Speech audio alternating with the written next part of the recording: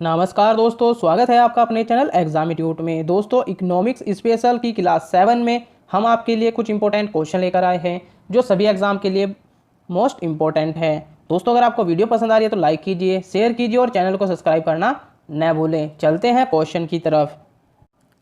Question number 1, 11वीं पंचवर्षीय योजना के दौरान शिशु मृत्यु दर को कम करने का लक्ष्य था। आपके पास ऑप्शन है इस प्रकार। ऑप्शन ए 27 प्रति 1000 लाइव बर्थ, ऑप्शन बी 28 प्रति 1000 लाइव बर्थ, ऑप्शन सी 29 प्रति 1000 लाइव बर्थ या ऑप्शन डी 30 प्रति 1000 लाइव बर्थ।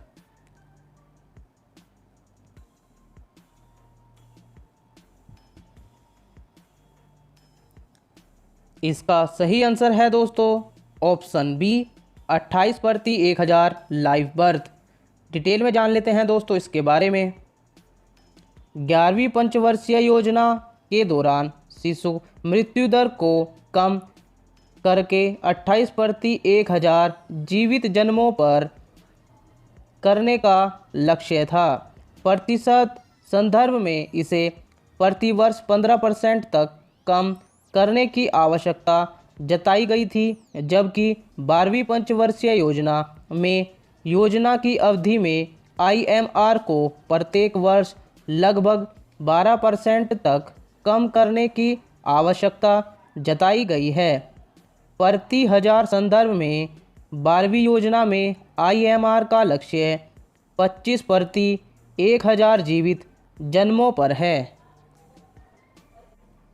अगले क्वेश्चन की तरफ चलते हैं दोस्तों। क्वेश्चन नंबर 2, स्टार्टअप की विशेष आवश्यकताओं को पूरा किया जाता है। आपके पास ऑप्शन है इस प्रकार। ऑप्शन ए दूत निवेशकों के मध्य से, ऑप्शन बी जोखिम युक्त पूंजी से, ऑप्शन सी भीड़ वित्त पोषण के माध्यम से या ऑप्शन डी सभी।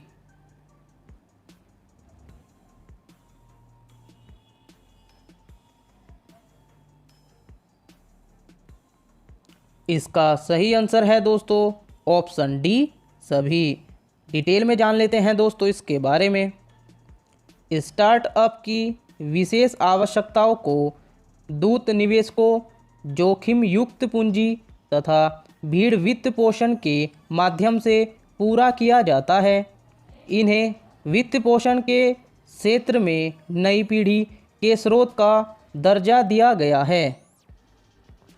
अगले क्वेश्चन की तरफ चलते हैं दोस्तों। क्वेश्चन नंबर 3, निम्न में से किस वर्ष में राष्ट्रीय भूमि अभिलेख आधुनिकीकरण कार्यक्रम प्रारंभ किया गया था। आपके पास ऑप्शन है इस प्रकार। Option A 2008, option B 2009, option C 2010 या ऑप्शन डी 2011।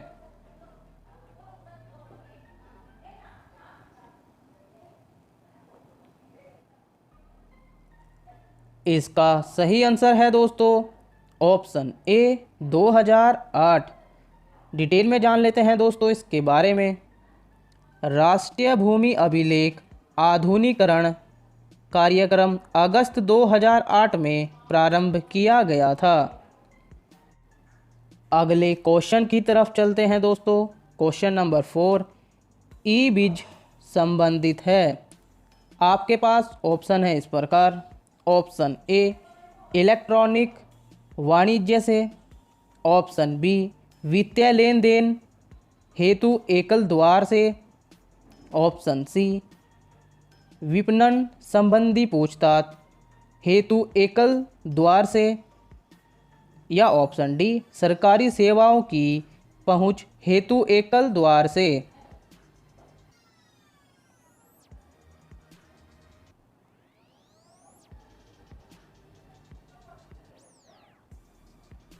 इसका सही आंसर है दोस्तों ऑप्शन डी सरकारी सेवाओं की पहुंच हेतु एकल द्वार से। डिटेल में जान लेते हैं दोस्तों इसके बारे में।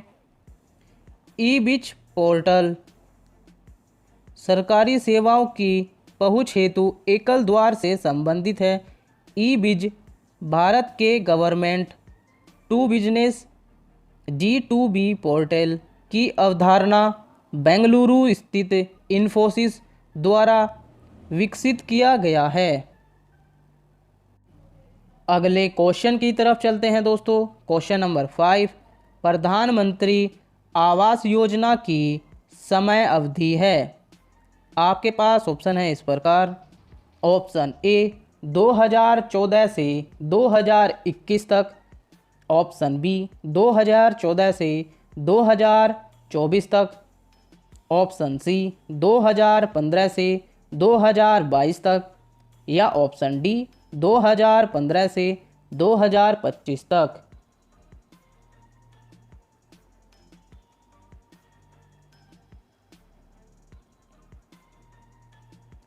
इसका सही आंसर है दोस्तों ऑप्शन सी 2015 से 2022 तक। डिटेल में जान लेते हैं दोस्तों इसके बारे में।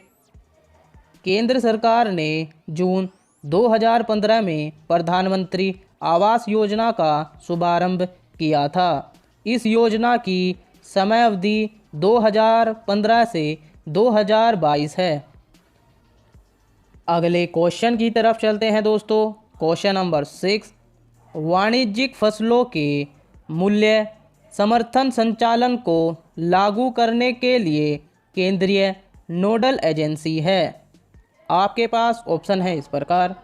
Option A NAFED, option B NABARD, option C TRIFED, या ऑप्शन डी FCI।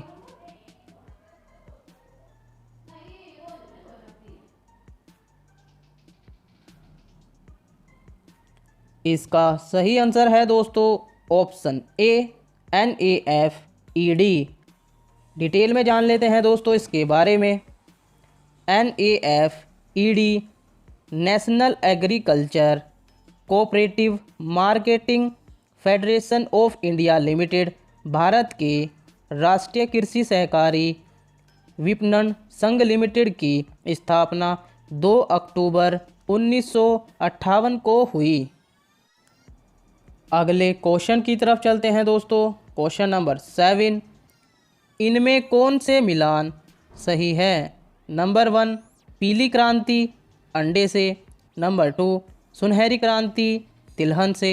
नंबर 3, गोल क्रांति आलू से।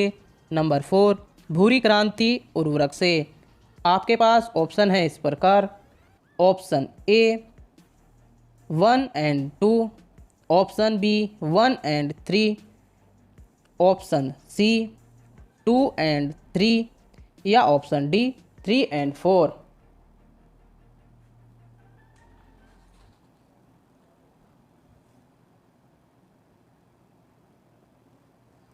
इसका सही आंसर है दोस्तों ऑप्शन डी 3 एंड 4। डिटेल में जान लेते हैं दोस्तों इसके बारे में।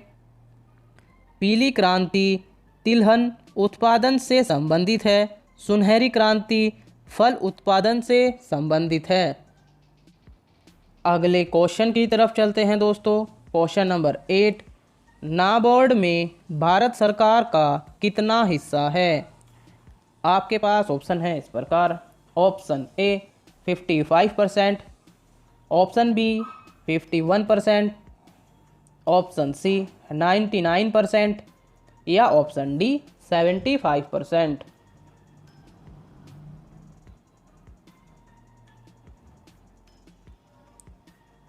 इसका सही आंसर है दोस्तों ऑप्शन सी 99%। डिटेल में जान लेते हैं दोस्तों इसके बारे में। राष्ट्रीय कृषि और ग्रामीण विकास बैंक नाबार्ड की स्थापना 1982 में हुई। RBI ने इसमें अपने शेयर बेच दिए और अब इसमें भारत सरकार का 99% हिस्सा है।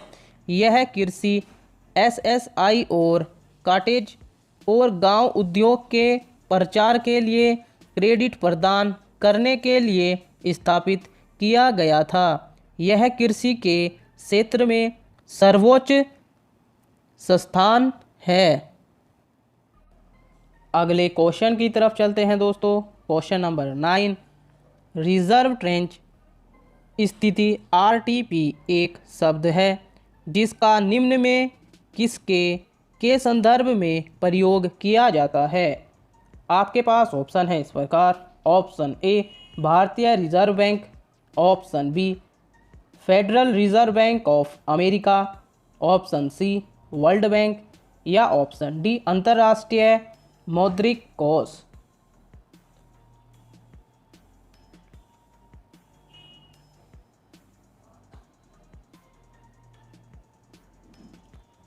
इसका सही आंसर है दोस्तों ऑप्शन डी अंतर्राष्ट्रीय मौद्रिक कोष।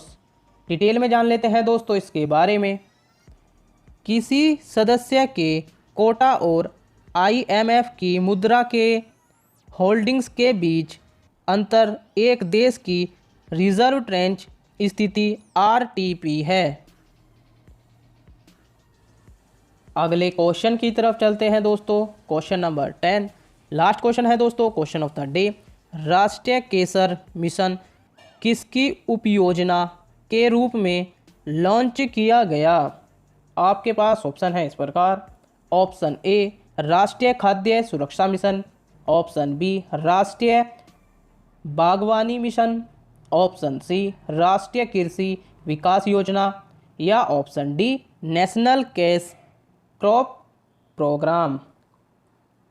दोस्तों जैसे कि आप सभी को पता है, क्वेश्चन ऑफ द डे का आंसर आपको कमेंट बॉक्स में करना होता है। और दोस्तों आपने 10 में से कितने आंसर सही किए हैं ये भी आपको कमेंट बॉक्स में करना है। दोस्तों अगर आपको हमारी वीडियो पसंद आ रही है तो लाइक कीजिए, शेयर कीजिए और चैनल को सब्सक्राइब करना न भूलें। बने रहिए हमारे चैनल के साथ। जय हिंद, जय भारत, धन्यवाद।